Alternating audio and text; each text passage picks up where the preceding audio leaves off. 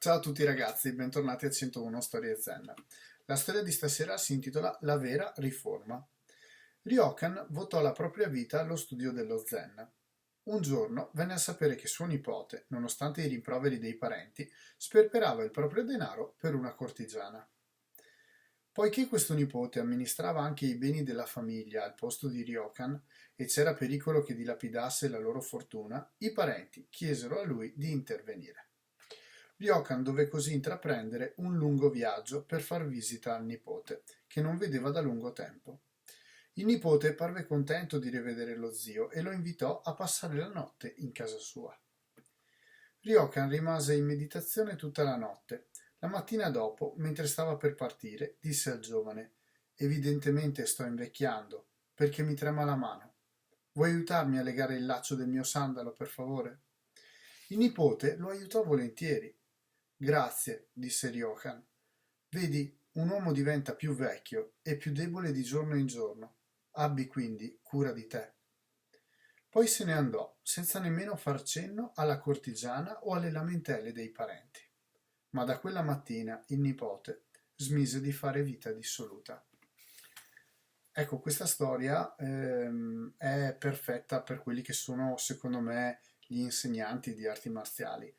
Cioè, qui abbiamo un maestro Zen che viene, tra l'altro, appunto, contattato da altri suoi parenti per far visita a questo nipote che sta sperperando i beni di famiglia, secondo almeno quello che è il parere di queste persone, di questi parenti. Ecco, per quanto riguarda i maestri, secondo me è più facile ottenere delle reazioni positive e dei cambiamenti, delle riforme di vita, come dice proprio il titolo della nostra storia, la vera riforma, non rimproverando. E è qui il nesso della storia, ma facendo riflettere. Con questa breve storia, con questi piccoli step in cui il maestro che va a fare visita a questo nipote dice evidentemente sto invecchiando, mi trema la mano, vuoi aiutarmi? E in più si nota subito che il nipote lo aiuta volentieri e nonostante questo fa un altro pensiero il nostro maestro Ryokan. Ogni giorno un uomo diventa più vecchio e più debole, abbi quindi cura di te. Ecco, qui non sta rimproverando nessuno, sta solamente dando luce a quella che è la sua vita e alla sua esperienza e di riflesso sul nipote riesce a smuovere una riflessione.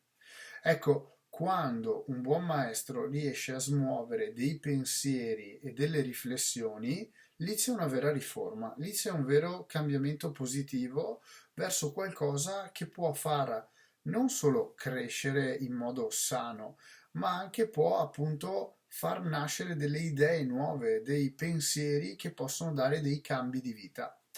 Ecco che appunto il nipote smette di fare vita dissoluta, come dice questa storia. C'è un altro aspetto di questa storia un po' più insidioso, che è l'opinione dei parenti e anche il fatto che non affrontano loro la situazione ma mandano qualcuno. Diciamo che la storia in questo caso ripropone la possibilità di essere sempre sotto giudizio di qualcuno, vuoi gli amici, vuoi la famiglia, vuoi i tuoi nemici. Ecco, tutto questo è la naturalità. La vita è fatta di amici, nemici, giudizi, apprezzamenti. Secondo me dovete prendere spunto per capire che non si può piacere a tutti, non si deve neanche cercare di piacere a tutti, ma bisogna essere certi che la propria strada sia la strada che si vuole portare a casa, che si vuole in un certo senso percorrere. Quando avete questa sicurezza o questa certezza, eh, i giudizi stanno a zero, diciamo, le chiacchiere stanno a zero, nel senso che non dovrete più confrontarvi con persone che non ritenete di fulcro o importanti per dei passaggi di vita fondamentali. Ecco, se invece a farvi queste critiche è qualcuno che stimate moltissimo, ecco che il peso di queste critiche è grandissimo. Quindi state sempre attenti, cercate di muovervi nell'ottica di scatenare delle riflessioni e di scatenare dei flussi buoni di pensiero, più che rimproverare. Il rimprovero di solito genera una reazione di risposta, una sorta di impulsività che è più corporea e viscerale rispetto a qualcosa di pensato, razionale, costruttivo e positivo.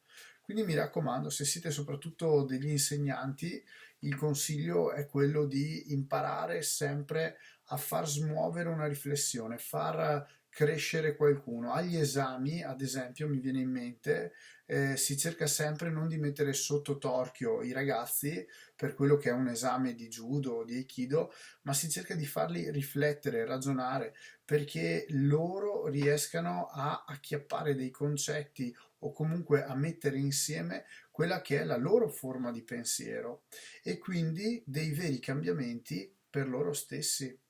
Ecco, lì c'è la vera riforma, quindi una bella storia che secondo me vale la pena tenere a mente. Ci vediamo alla prossima Storia Zen. Ciao!